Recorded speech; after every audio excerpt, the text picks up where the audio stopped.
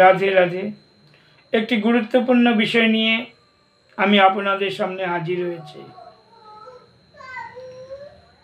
বর্তমানে খবরের কাগজে বা মোবাইলে প্রায়ই দেখা যায় অপমৃত্যুর ঘটনা ক্রমশ বেড়েই চলেছে।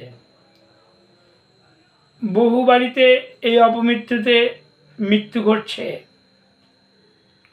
যার জন্য অনেক কারণ থাকে। দৈবযোগের কথাও বলা হয়। এই অপমৃত্যু বিনাশের জন্য একটি দিন শাস্ত্রে ধার্য করা হয়েছে।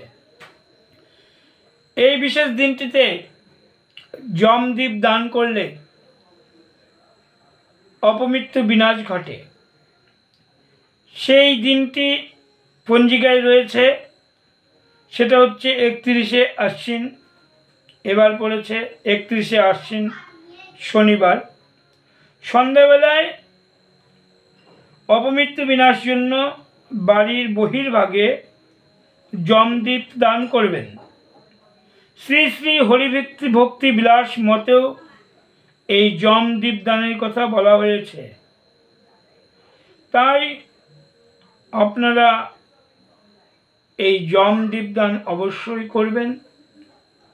আপনারা ভালো থাকুন, সুস্থ থাকুন, এই কামনা নিয়ে আমি আপনাদের সামনে হাজির হই।